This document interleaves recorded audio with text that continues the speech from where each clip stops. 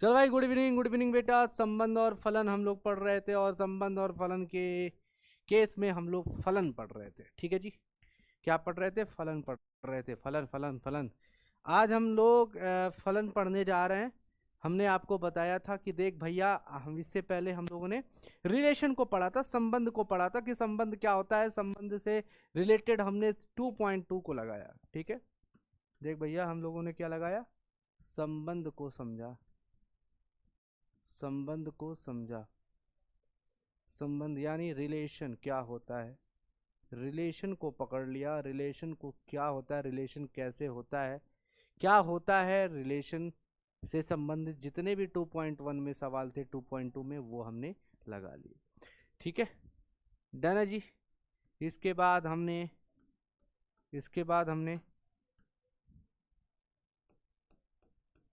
प्रांत, सहप्रांत तथा परिसर, ये सब देखा हमने। प्रांत, सहप्रांत तथा परिसर, ये हमने देखा। ठीक है जी।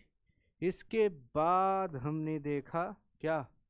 प्रांत, सहप्रांत तथा परिसर। इसके बाद हमने देखा क्या? देखा प्रश्नावली 2.2। ठीक है जी। प्रश्नावली 2.2 हमने हल किया। ठीक है जी, डन है। चलो, 2.2 तो सब बता दिया था यार। 2.2 सब बता दिया था, सही है ना? देख बेटा, ये डिसाइड हुआ है कि जो टेस्ट होगा अब शनिवार को होगा। देख, मैं तुम्हें एक बात बताता हूँ, एक टेस्ट के बारे में भी एक जानकारी दे देता हूँ। जैसे अभी तक ये था कि प्रॉपर कोई टेस्ट, कोई टीचर, जैसे सब लोग टीचर जो है अपना टेस्ट कभी सोमवार को ले जा रहे हैं, कोई मंगलवार को ले जा रहा है, ऐसे जा रहा था।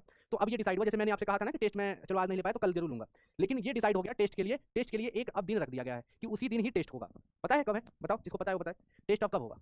टेस्ट बस एक ही दिन होगा, बस वो बता दो वो दिन कौन सा है। सैटरडे। बहुत बढ़िया, डिसाइड तो है, पता तो है सब लोगों को। तो अब सभी लोग याद रखें, टेस्ट जो होगा वो सैटरडे को ही जाएगा। ठीक है, ठीक है, डन। चलिए जी, अब आते हैं। देखो भाई, हम लोगों ने संबंध वाला पार्ट को कवर कर लिया, अब हम आते हैं फलन वाले पार्ट पर। ठीक है, कि क्या होता है फलन, यानी फंक्शन क्या होता है। हम फंक्शन को देखते हैं बेटा। देखो भाई, फलन को अंग्रेजी में क्या बोलते हैं? फंक्शन बोलते हैं। फलन को क्या बोलते हैं बेटा? फंक्शन बोलते हैं। फलन क्या होता है, याद रखना है कि समुच्चय ए के सभी अवयवों का एक ही प्रतिबिंब होना चाहिए। यही क्या कहलाता है? फलन कहलाता है। समुच्चय ए के प्रत्येक अवयव, जो आपके एलिमेंट्स हैं, एवरी एलिमेंट का एक ही प्रतिबिंब होना चाहिए, वो क्या होता है? फंक्शन कहलाता है। ठीक है, यही फंक्शन की डिफिनेशन है। तो मैं लिखने जा रहा हूं, याद रखना कि समुच्चय ए के प्रत्येक अवयव, समुच्चय ए के प्रत्येक अवयव अवयव का केवल एक ही प्रतिबिंब, एक ही प्रतिबिंब, एक ही प्रतिबिंब, एक ही प्रतिबिंब क्या कहलाता है? एक ही प्रतिबिंब फलन कहलाता है। अब प्रतिबिंब क्या होता है? प्रतिबिंब को अंग्रेजी में बोलते हैं बेटा इमेज। क्या बोलते हैं? इमेज। कि समुच्चय ए के, यहाँ पे दो समुच्चय की बात होगी, एक समुच्चय ए, एक समुच्चय बी। तो समुच्चय ए के प्रत्येक अवयव का एक ही प्रतिबिंब होना। क्या बेटा?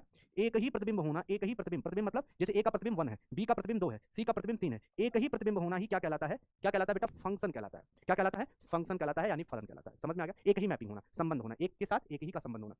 अब यहाँ पे एक डिफिनेशन दिया है, नॉट अ फंक्शन। एक एग्जांपल दिया, ये फंक्शन नहीं है, तो क्यों नहीं है? अब यहाँ पे देखो, यहाँ पे भी 3 एलिमेंट है ए बी सी, परंतु आप यहाँ पे देखें, इसका तो एक प्रतिबिंब है, चलो चल जाएगा, डन है, एक प्रतिबिंब है। इसमें देखिए आप, इसके दो दो प्रतिबिंब है, इसके दो दो प्रतिबिंब, ये नहीं हो सकता। हमारा डिफिनेशन ये है कि समुच्चय ए के प्रत्येक अवयव का केवल एक ही प्रतिबिंब फलन कहलाता है। एक ही प्रतिबिंब हो, एक ही प्रतिबिंब फलन कहलाता है। लेकिन यहाँ पे क्या है? यहाँ के दो दो क्या है? प्रतिबिंब है, इसलिए ये फलन नहीं हो सकता। It is not a function. ठीक है, बात समझ में आ गया? बात समझ में आ गया? सभी लोगों को क्लियर है बेटा? Sound problem? एक मिनट रुक जाओ भैया, साउंड प्रॉब्लम। समुच्चय ए के प्रत्येक अवयव का एक ही प्रतिबिंब होना क्या कहलाता है? फलन कहलाता है। यहाँ पे आप देख रहे हैं दो दो एलिमेंट है, तो बेटा ये क्या है? Not a function. ये फंक्शन नहीं हो सकता, ये फलन नहीं हो सकता। ठीक है जी, चलो, अब बात समझ में आ गया सबको? अब एक एग्जांपल देकर के आप लोगों को समझाते हैं, एक एग्जांपल देकर के, ताकि आपको फलन बहुत अच्छे से समझ में आ जाए। फलन बहुत अच्छे से समझ में आ जाए। आप चाहते हो ना बेटा? चाहते हो कि नहीं चाहते हो? ये एक समुच्चय ए है, एक समुच्चय बी है। समुच्चय ए में आपके अवयव इस प्रकार है, जैसे मान लो, है ना, मंगरू, झगरू, हाँ हाँ, लंगड़ू। जैसे भी मान लो, अब हमको लिखने नहीं आ रहा लंगड़ू कैसे लिखते हैं, लेकिन ठीक है, लंगड़ू मान लो, सपोज दैट। ठीक है, क्या दिक्कत है? ठीक है, तो यहाँ पे समुच्चय ए में 3 अवयव है, एक मंगरू है, झगड़ू है, लंगड़ू है। अब देखो, समुच्चय बी में 3 बेस्ट हीरोइन देख लो, है ना। जैसे मान लो, किसका नाम ले सकते हैं? करीना, बॉलीवुड वाली, भोजपुरी वाली बताइए। अक्षरा, अक्षरा, अक्षरा, ठीक है, ठीक है, अक्षरा, काजल राघवानी, चलो, काजल। और तीसरा है रानी चटर्जी। ठीक है, रानी चटर्जी। और एक और नाम बोलिए सर, हाँ, एक और बोल दीजिए। आस्था सिंह। चलो, चलो भाई, अब ध्यान सुनना बेटा। मान लिया कि मंगरू का संबंध अक्षरा के साथ है। क्या दिन आ गए हैं अक्षरा के, सोचिए सोचिए भाई। कतई जहर चीज। झगड़ू चाचा का काजल के साथ और लंगड़ू चाचा का रानी के साथ। वाह वाह, क्या बात है, क्या बात है। अब तुम लोग बताइए कि क्या ये एक फंक्शन है? इट इज अ फंक्शन, ये एक फलन है बेटा, ये एक फलन है। क्यों भैया? हम डिफिनेशन यही बोलता है कि समुच्चय ए के जितने भी अवयव हैं, मान लिया समुच्चय ए एक गांव हो गया, समुच्चय बी एक अलग गांव हो गया, तो ये कहना यही चाहता है कि समुच्चय ए मतलब गांव जो ए है उसके हर एक आदमी का कहीं ना कहीं संबंध होना चाहिए, कहीं ना कहीं संबंध होना चाहिए, किसी के साथ उसका संबंध जरूर होना चाहिए, यानी शादी होना चाहिए। समझ रहे हो ना? तो मान लिया मंगरू की शादी अक्षरा से करा देते हैं, झगड़ू चाचा का काजल के साथ और लंगड़ू चाचा का रानी के साथ। ठीक है, डन है, कोनो दिक्कत, कोनो परेशानी? तो ये एक फंक्शन हो गया। ठीक है जी, अब आप लोग बताइएगा, अब आप लोग बताइएगा, आप लोग बताइएगा। ठीक है, यही चीज लेते हैं फिर से, मंगरू, झगड़ू, लंगरू। ठीक है, सपोज दैट ये अपने मन से कोई नाम नहीं बेटा। ठीक है, ये मान लिया अक्षरा, ये मान लो काजल, ये मान लो बस इतना ही। ठीक है, अब मान लो मंगरू चाचा का काजल के साथ संबंध है और झगड़ू चाचा का अक्षरा के साथ, और लंगड़ू बेचारे बचे रह गए। लंगड़ू की शादी नहीं हो रही है क्योंकि वो लंगड़ू है, क्योंकि ये लंगड़ू है तो लंगड़ू की शादी नहीं हो रही है। अब बताओ क्या ये फलन हो सकता है? क्या ये फलन है? No, it is not function. Function के लिए जरूरी है कि समुच्चय ए के प्रत्येक अवयव का कहीं ना कहीं एक संबंध मैपिंग होना चाहिए। तो भैया समुच्चय ए का मैपिंग नहीं है, यानी लंगड़ू चाचा का कोई मैपिंग नहीं है, तो भैया ये क्या हो जाएगा? ये एक फंक्शन नहीं होगा। समझ में आ गया? देखो कितना अच्छे से समझ में आ रहा होगा। ये है, चलो एक एग्जाम्पल और, चलो अब बताना बेटा, अब बताना। ठीक है, चलो मंगरू, झगड़ू, लंगड़ू। ठीक है, अछरा, इस किसी का नाम नहीं अछरा लिखा हूं मैं। ठीक है, जानबूझ के, कोई ये ना बोले भैया कि उसका नाम लिख दिया, कंट्रोवर्सरी हो गया। काजल हो गए, ये रानी हो गए, ये मान लो आस्था हो गए। ठीक है भाई, अब ध्यान से सुना, ध्यान सुना। मंगरू चाचा का अक्षरा के साथ, अब मंगरू चाचा का काजल के साथ भी है। ठीक है, झगड़ू चाचा का काजल के साथ, लंगड़ू चाचा का रानी के साथ। अब ये बताइए, चाहे एक काम करते हैं, चाहे एक काम करते हैं, झगड़ू चाचा का रानी के साथ, लंगड़ू चाचा का आस्था। अब तुम बताओ क्या ये फंक्शन हो सकता है? नो, ये एक फंक्शन नहीं है बेटा, ये एक फंक्शन नहीं है, it is not a function, ये भी एक फंक्शन नहीं है। कोई बताएगा क्यों? ये इसलिए नहीं फंक्शन है क्योंकि आपकी परिभाषा ये है कि समुच्चय ए के प्रत्येक अवयव का एक ही प्रतिबिंब होना चाहिए। यहाँ पे मंगरू का भी दो संबंध दिख रहा है भैया, अक्षरा और काजल के साथ, तो ये गलत है, नॉट। ठीक है, समझ गए? आई होप आपको समझ में आ गया होगा। चलिए अब आगे बढ़ते हैं। अब हम लोग सीखेंगे बेटा क्या? प्रांत, सहप्रांत और परिसर। मुझे लगता है सबको आता है, मैंने पढ़ाया तो है ही बेटा, लेकिन एक बार और आप लोग अच्छे से बता देना। प्रांत, सहप्रांत और तथा परिसर, तथा परिसर। ठीक है जी, ठीक है, चलिए। प्रांत आप सभी को पता है, ये समुच्चय ए है, ये समुच्चय बी है, तो समुच्चय ए के सभी अवयव जो ए बी के साथ संबंध बनाए हैं उन्हें क्या कहा जाता है? डोमेन होता है। तो डोमेन क्या हो जाएगा? प्रांत क्या हो जाएगा? A B C. अगर मैं आपसे कहूं कि इसमें प्रांत क्या है गुरुजी, प्रांत यानी डोमेन क्या है, तो आप बोल दोगे ए बी और सी है।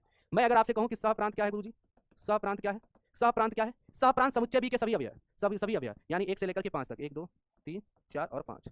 और मैं अगर आपसे कहूं कि भैया परिसर क्या है बेटा, परिसर क्या है? परिसर क्या होगा कि समुच्चय बी के सभी अवयव का, अगर समुच्चय बी के जो भी अवयव हैं उनका अगर संबंध ए के साथ है तो वो क्या कहलाते हैं? परिसर कहलाते हैं। तो देखो, एक का है, दो का है, तीन का है, भैया 4 और 5 का नहीं है, तो भैया 1 2 3 ये जो होंगे वो क्या हो जाएंगे? रेंज हो जाएंगे, परिसर हो जाएंगे। तो सिर्फ मात्र 1 2 और 3 ये तुम्हारा परिसर है। ठीक है जी, सबको क्लियर है? डन है? चलो भाई, ये भी सबको क्लियर हो गया। अब आ जाते हैं फलन के प्रकार, यानी टाइप ऑफ फंक्शन पढ़ लेते हैं। देखो, है तो टाइप ऑफ फंक्शन बहुत, टाइप ऑफ फंक्शन की बात करें तो बहुत सारे फंक्शन होते हैं। कुछ 11 वाले हैं, कुछ 12 वाले हैं, जो 11 और 12 दोनों में पढ़ने हैं। तो 11 में अलग तरीके से पढ़ना है, 12 में अलग तरीके से पढ़ना है। ठीक है, बात समझ पा रहे हो? बात समझ पा रहे हो जी? चलिए, तो मैं सारे फलन के प्रकार में लिख देता हूं और बाकी जो हमें पढ़ने हैं कक्षा 11 में वो मैं टिक लगा देता हूं। ठीक है, चलिए, सबसे पहला फलन ये होता है तस्मक फलन। क्या बेटा? तस्मक फलन, आइडेंटिटी फंक्शन। दूसरा जो है अचर फलन, दूसरा जो है वो है अचर फलन, यानी कांस्टेंट फंक्शन, कांस्टेंट फंक्शन। तीसरा जो है आपका परिमेय फलन, परिमेय फलन, जिसको आप बोलते हो रेशनल फंक्शन, रेशनल फंक्शन। फिर है मापांक फलन, मापांक फलन, जिसको आप कहते हो मॉडुलस फंक्शन, मॉडुलस फंक्शन। फिर है आपका चिन्ह फलन, चिन्ह फलन, जिसको आप बोलते हो सिग्नम फंक्शन, सिग्नम फंक्शन। ठीक है, छठवां है हमारे पास महत्तम पूर्णांक फलन, महत्तम पूर्णांक फलन, जिसको आप बोलते हो greatest integer function, great integer function. महत्तम पूर्णांक फलन, जिसको आप बोलते हो ग्रेटेस्ट इंटीजर फंक्शन। तस्मक फलन, अचर फलन, परिमेय फलन, मापांक फलन, चिन्ह फलन, महत्तम फलन। और कोई फलन जो दिया है आपकी किताब में बेटा? और कोई किताब में फलन दिया हो? बस एक और बचा है, उसको लिख सकते हैं आप लोग। कहाँ लिखूं मैं? ये यही लिख दो बेटा, यही करना है, 7वां, जो होता है बहुपद फलन। क्या बेटा? बहुपद फलन। फलन कई प्रकार के होते हैं बेटा। ठीक है, बहुपद फलन, जिसको आप बोलते हो बेटा बहुपद फलन को पॉलिनोमियल फंक्शन, पॉलिनोमियल फंक्शन। ठीक है, समझ गए? ये ऐसे फलन है जो कक्षा 11 में आपको पढ़ने हैं, कक्षा 11 में आपको पढ़ने हैं, कक्षा 11। ये सारे के सारे फलन 11th वाले हैं। ठीक है, अब 12th वाले कौन कौन से पढ़ने हैं वो भी आप देख लीजिए, अगर आप चाहते हैं तो वो भी देख लीजिए। 12th वाले जो कक्षा 12वीं में जो फलन पढ़ना है वो कौन कौन सा पढ़ना है? सबसे पहला है एकाएक फलन, एकाएक फलन यानी 1 1 फंक्शन, 1 1 फंक्शन। ठीक है, दूसरा है अच्छादक फलन, इसके नाम थोड़े अजीबो गरीब हैं, अच्छादक यानी ऑन टू फंक्शन, क्या बोलते हैं इसे? Onto function. तीसरा है भैया बहु एक फलन, बहु एक, बहु एक फलन यानी many one function, many one function. चौथा है अंतःक्षेपी, अंतःक्षेपी यानी इनटू फंक्शन। तो ये चार प्रकार मेन रूप से हमें पढ़ने हैं, ये 12वीं में पढ़ने हैं, ये 11वीं में पढ़ने हैं। 11वीं में भी सबसे ज्यादा इंपॉर्टेंट कोई फलन है तो वो है तस्मक फलन, अचर फलन, मापांक, चिन्ह और महत्तम। तो सबसे ज्यादा अगर तुम्हें कोई पढ़ना है 11वीं में भी तो 1 2 3 4 5 पढ़ना, ठीक है, समझ रहे हो? जो सबसे ज्यादा यूज होने वाले 11वीं हो या 12वीं हो, हर जगह यूज होने वाले यही 5 फलन है। ये 6 और 7वां तो ऐसे नॉर्मल है, वो तो ऐसे भी समझ सकते हैं, ठीक है। तस्मक, अचर, मापांक, चिन्ह और महत्तम। तो आइए एक एक करके निपटा देते हैं, ठीक है जी। चलिए, सबसे पहला फलन जो हमें पढ़ना है वो है तस्मक फलन। क्या बेटा? तस्मक फलन, तस्मक फलन, तस्मक फलन, जिसको आप बोलते हो आइडेंटिटी फंक्शन, आइडेंटिटी फंक्शन बोलते हो। क्या बोलते हो? Identity function. सबसे पहले आप इसके ग्राफ को समझिए, आइडेंटिटी फंक्शन के ग्राफ को समझिए। आइडेंटिटी फंक्शन के सबसे पहले ग्राफ को समझना होता है, ठीक है। आइडेंटिटी फंक्शन के सबसे पहले तुम्हें क्या करना होता है? ग्राफ को समझना होता है। आइडेंटिटी फंक्शन के सबसे पहले तुम्हें ग्राफ समझना होता है। तो ये जो ग्राफ जा रही है ये आइडेंटिटी फंक्शन है। आइडेंटिटी का मतलब होता है कि हूबहू वही, है ना, हूबहू वही, है ना, तस्मक फलन हो जाता है। कि अगर मान लो इसको इस तरीके से डिनोट करते हैं कि f ऑफ x बराबर x, f ऑफ x बराबर x, ठीक है। इसका क्या मतलब है गुरुदेव? कि अगर मान लो यहाँ पे x की वैल्यू है तो ये f ऑफ x की वैल्यू होगी, ठीक है। अगर x की वैल्यू तुम 0 डालते हो, x की वैल्यू 0 डालते हो तो यहाँ पे तुम्हें फंक्शन की वैल्यू क्या मिलेगा? फंक्शन की वैल्यू क्या मिलेगा? x की वैल्यू 0 डालते हो तो फंक्शन की वैल्यू भी 0 मिलेगा। अगर 1 डालोगे तो 1 मिलेगा, -1 डालोगे तो -1 डालोगे, 2 डालोगे तो -2 मिलेगा, मिलेगा कि नहीं मिलेगा? सॉरी, -2 डालोगे तो -2 मिलेगा, 2 डालोगे तो 2 मिलेगा। इसी को आइडेंटिटी फंक्शन बोलते हैं। जैसे यहीं पे देख लो ग्राफ से ही देखो, 0 डालोगे, x की वैल्यू 0 डालोगे तो y की वैल्यू भी 0 मिलेगी। अगर x की वैल्यू 1 डालोगे तो y की वैल्यू भी क्या मिलेगी? 1 मिलेगी। अगर x की वैल्यू तुम 2 डालोगे तो y की वैल्यू भी 2 मिलेगी, ठीक है जी। अगर x की वैल्यू 3 डालोगे तो y की वैल्यू भी 3 मिलेगी। बात समझ में आ रहा है? तो ये 1 हो गया, ये 2 हो गया, ये 3 हो गया, समझ गए? यानी x की वैल्यू जैसे जैसे तुम कुछ भी डालोगे तो हूबहू वही चीजें मिलती रहेंगी। तो ये रहा इसका ग्राफ, ये रहा इसका पैटर्न। अब इसका डोमेन और रेंज जान लेते हैं। डोमेन यानी प्रांत क्या होता है और इसका परिसर क्या होता है। प्रांत और परिसर, प्रांत और परिसर। प्रांत मतलब x की वैल्यू जो तुम डाल रहे हो वो क्या डाल रहे हो? सभी वास्तविक संख्या डाल रहे हो, वास्तविक संख्या ही तो डाल रहे हो, सभी वास्तविक संख्या ही तो डाल रहे हो, सभी वास्तविक संख्या ही तो डाल रहे हो, r सभी वास्तविक संख्या ही तो डाल रहे हो, सभी वास्तविक संख्या ही तो डाल रहे हो। तो वास्तविक संख्या डाल रहे हो तो तुम्हें मिल क्या रहा है? मिल भी तो तुम्हें वास्तविक संख्या ही मिल रहा है। अरे तुम 0 डालोगे तो 0 मिलेगा, 1 डालोगे तो 1 मिलेगा, -1 डालोगे तो -1 मिलेगा, -2 डालोगे तो -2 मिलेगा, ठीक है। तो यही रहा इसका बस चीज जो आपको याद रखना है कि तस्मक फलन का सबसे पहले तुम्हें ग्राफ को याद रखना है कि ये ग्राफ जो x और एक्सिस और y एक्सिस होता है, y एक्सिस होता है, ये x एक्सिस होता है। तुम्हें पता है इधर धनात्मक होता है, इधर ऋणात्मक होता है। इसकी जो ग्राफ होती है ऐसे सीधी रेखा होती है। इसका ये मतलब है कि x के मान कुछ भी रखोगे तो फंक्शन की वैल्यू भी वही आती रहेगी, ठीक है। यानी इसका प्रांत वास्तविक संख्या होती है, परिसर भी वास्तविक संख्या होती है। बस इतना ही याद रखना है, इसके अलावा कुछ भी याद रखने की जरूरत नहीं है। अब आता है हमारे पास है तस्मक फलन। क्या बेटा? अब हमको जो पढ़ना है वो पढ़ना है तस्मक फलन। क्या पढ़ना है भैया? अब जो हमें पढ़ना है तस्मक फलन पढ़ना है, सॉरी अचर फलन, सॉरी अचर फलन। तस्मक तो पढ़ लिया ना, अचर फलन। अचर फलन को बोलते हैं कांस्टेंट फंक्शन। क्या बोलते हैं? कांस्टेंट फंक्शन, कांस्टेंट फंक्शन बोलते हैं। अच्छा, कांस्टेंट फंक्शन क्या होता है, अचर फलन क्या होता है? तो बस इसके ग्राफ को समझेंगे हम लोग। इसका ग्राफ ही मोस्ट इंपॉर्टेंट है, इसका ग्राफ ही समझेंगे।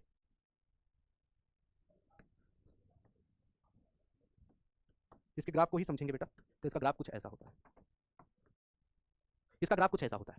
इसका क्या मतलब है? इसका ग्राफ ये होता है कि x एक्सिस के पैरेलल कोई भी ऐसे सीधी रेखा खींच दो, ये क्या हो जाता है? अचर फलन। इसका ये मतलब है कि ध्यान से सुनना, अगर x की वैल्यू 0 है, सपोज दैट x की वैल्यू 0 है और मान लो ये 1 है, ये 2 है, ये मान लो 3 है, ठीक है, समझ रहे हो? तो 0 डालने पर 3 मिल रहा है, 1 डालने पर भी तुम्हें 3 मिल रहा है, 2 डालने पर भी 3 मिल रहा है और 3 डालने पर भी 3 मिल रहा है। इसका मतलब क्या है? हर केस में -1 डालने पर भी तुम्हें 3 मिल रहा है, -2 डालने पर भी तुम्हें क्या मिल रहा है? 3 ही मिल रहा है। इसका अर्थ ये है कि हर केस में, हर स्थिति में तुम्हें फंक्शन का मान, तुम्हें कोई भी एक ही चीज मिल रही है, कांस्टेंट मिल रहा है। और ये कुछ भी हो सकता है, कोई जरूरी थोड़ी ना 3 ही मिले, वो तो ग्राफ के माध्यम से कुछ भी हो सकता है। तो इसको हम मान लेते हैं कांस्टेंट k। क्या मिल रहा है? k मिल रहा है। तो अगर मैं आपसे कहूं कि जो अचर फलन होता है उसका ग्राफ कैसे होता है, तो ग्राफ आप लोगों को याद रखना है ये चीज, ठीक है। और इसमें बस 2 चीजें याद रखनी है, इसका प्रांत और इसका परिसर। तो प्रांत क्या होता है? सभी के सभी वास्तविक संख्या, दुनिया की हर एक वास्तविक संख्या, ठीक है। और परिसर क्या होता है बेटा? तो परिसर इसका क्या होता है जो आप लोगों को याद रखना है? इसका जो परिसर होता है वो सिर्फ एक ही चीज मिल रहा है, बार बार आपको लौट के एक ही चीज मिल रही है, वो है k मतलब कांस्टेंट फंक्शन, ठीक है जी। याद रहेगा अचर फलन का ग्राफ और इसका प्रांत और परिसर, ठीक है। बस यही 2 चीजें आपको याद रखनी है। अब आता है नेक्स्ट चीज, वो है सबसे मोस्ट इंपॉर्टेंट चीज, वो है मापांक फलन। क्या बेटा? मापांक फलन, मापांक फलन, मापांक फलन, मापांक फलन, मापांक फलन, जिसको आप बोलते हो मॉडुलस फंक्शन। क्या बोलते हो बेटा? Modulus function. अच्छा, मॉडुलस से ही तुमको समझ में आ रहा होगा कि मॉडुलस का मतलब गुरुजी f ऑफ x बराबर मॉड x, ठीक है। मॉड x कुछ ऐसा ही होता है क्या? एकदम सही समझ रहे हो बेटा, एकदम ऐसा ही कुछ होता है, ठीक है, ठीक है, एकदम ऐसा ही कुछ होता है। तो मॉडुलस फंक्शन का अगर ग्राफ की बात करें बेटा, मॉडुलस फंक्शन का जो ग्राफ होता है कुछ ऐसा होता है। मॉडुलस फंक्शन का ग्राफ कुछ ऐसा होता है भी शेप में। मॉडुलस फंक्शन का ग्राफ यानी जो मापांक फलन होता है उसका ग्राफ ये होता है। सर इसका अर्थ क्या होता है? अच्छा, मॉडुलस के बारे में आप जानते हैं, मॉड के बारे में, कि अगर आप मॉड में 1 डाल रहे हो तो तुम्हें क्या मिलेगा? 1 मिलेगा। तुम 2 डाल रहे हो तो तुम्हें क्या मिलेगा? गुरुजी 2 मिलेगा। 125 डालोगे तो 125 मिलेगा। लेकिन जैसे ही तुम -1 डालोगे तो तुम्हें क्या मिलेगा? 1 मिलेगा। अब कहोगे गुरुजी जब माइनस वाला कोई भी चीज डालते हैं तो वो प्लस देता है, हमेशा क्या देता है? प्लस ही देता है। आपको ये बात पता है ना मॉड की? मॉड में कुछ भी नेगेटिव चीज डालते हो तो क्या मिलता है? पॉजिटिव चीज मिलता है। जो नहीं जानते वो याद रखने, ठीक है। तो यही चीज हो गई। अभी इसको ग्राफ के माध्यम से भी समझ सकते हैं। जैसे मान लो 0 डाल रहे हो तो तुम्हें 0 मिल रहा है, तुम 1 डालोगे तो तुम्हें 1 मिलेगा, तुम 2 डालोगे तो तुम मान लो 2 मिलेगा, मिलेगा कि नहीं मिलेगा? उसी तरीके से अगर नेगेटिव नंबर -1 डाल रहे हो तो तुम्हें क्या मिलेगा? 1 ही मिलेगा। -1 डालने पर भी तुम्हें क्या मिल रहा है? 1 मिल रहा है। तुम -2 डाल रहे हो, -2 डाल रहे हो, तो तुम्हें क्या मिल रहा है? 2 ही मिल रहा है, 2 ही मिल रहा है, 2 ही मिल रहा है। यानी इसका मतलब क्या है गुरुजी? इसका मतलब ये है कि इसका प्रांत क्या है?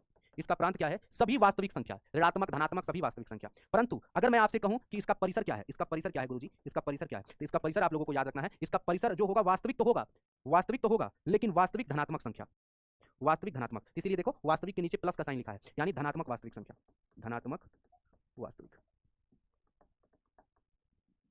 धनात्मक वास्तविक।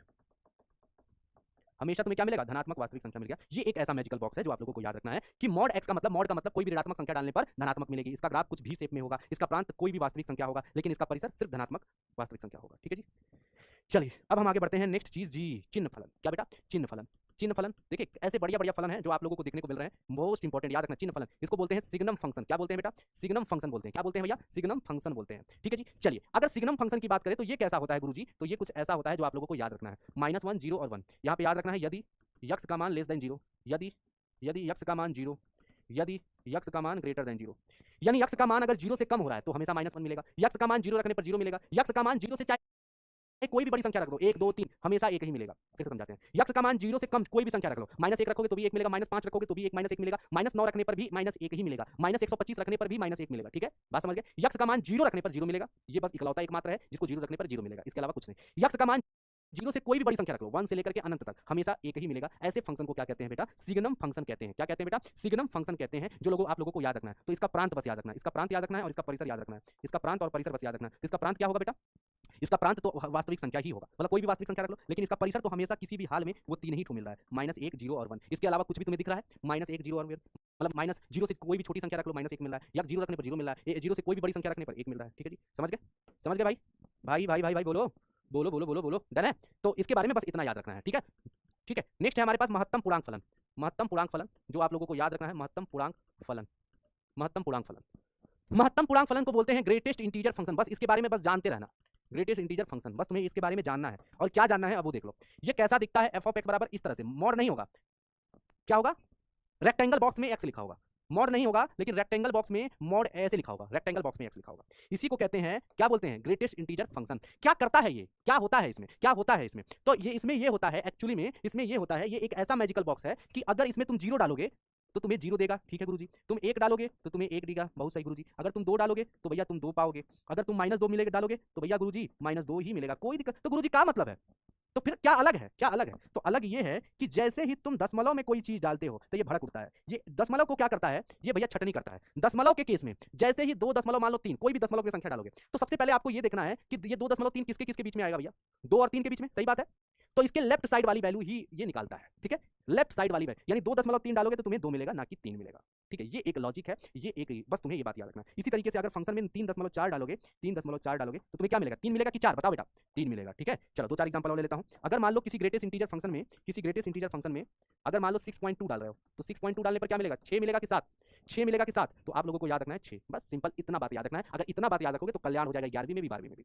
ठीक है, याद रखोगे, बस इतना बात याद रखोगे। ठीक है, कि कोई भी दशमलव की संख्या डालते हो तो हमेशा लेफ्ट साइड की वैल्यू डालेंगे, यानी 6, अगर मान लो 8.9 डाल रहे हो तो 8.9 ग्रेटेस्ट इंटीजर फंक्शन में इसकी वैल्यू क्या होगी? क्योंकि 8.9 8 और 9 के बीच में आता है तो 8 हो जाएगा। ठीक है, डन भैया? बस तो हमें फलन और फलन के प्रकार में बस इतना ही पढ़ना है कक्षा 11 में, इसके अलावा कुछ भी ज्यादा सोचने की जरूरत तुमको नहीं है। हाँ, जरूरत पड़ती रहेगी तो हम बता देंगे कि और भी चीजें क्या है, उसके बारे में थोड़ा सा और बता देंगे। बाकी फिलहाल अभी तुम इतना ही दिमाग में नोट करो, होते तो बहुत सारे हैं। ठीक है ना, ये सारे, ठीक है, लेकिन हमें ये सारे कक्षा 12 में पढ़ने हैं। ठीक है, ये अभी पढ़ के कुछ मतलब भी नहीं है, तो ये सब कक्षा 12 में पढ़ने हैं हमको, और ये सिर्फ हमें कक्षा 11 में पढ़ने हैं। ठीक है, जो मैंने बता दिया। तो भैया आज की क्लास में हमने क्या पढ़ा भैया? फलन पढ़ा। फलन क्या होता है? फलन यानी फंक्शन। ठीक है, और एक बात और याद रखना कि फंक्शन को किस तरह से डिनोट किया जाता है, तो फंक्शन को इस तरीके से डिनोट किया जाता है, फंक्शन ए से बी।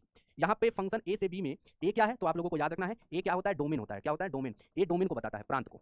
और यहाँ पे बी क्या है भैया? तो सह प्रांत, यानी को डोमेन। को डोमेन बी यहाँ पे को डोमेन को बताता है, यानी सह प्रांत को बताता है, सह प्रांत को बताता है। ठीक है जी, डन है? क्लियर है सभी को? ये बात सभी को समझ में आ गई? उसके बाद हमने कुछ फलन के प्रकार भी पढ़े। ठीक है, कुछ हमने फलन के प्रकार भी पढ़े, फलन के कुछ प्रकार भी हम लोगों ने हल किए, पढ़े और समझे। ठीक है, डन है भाई? बस आज की कहानी यहीं तक है। कल हम लोग 2.3 जो प्रश्नावली है उसको हल करेंगे, फिर कहानी खत्म। ठीक है जी, थैंक यू वेरी मच, जय हिंद जय भारत। मिलते हैं अगली क्लास में, और अगली क्लास में हम लोग पढ़ने वाले हैं प्रश्नावली 2.3। हालांकि बहुत सारे लोगों की किताब में नहीं होगा, लेकिन थोड़ा बहुत मैं इसमें बताऊंगा जरूर। ठीक है, फंक्शन के कुछ क्वेश्चन है वो मैं करवा के फिर खत्म करूंगा। ठीक है जी, love you all, bye bye, मिलते हैं अगली क्लास में।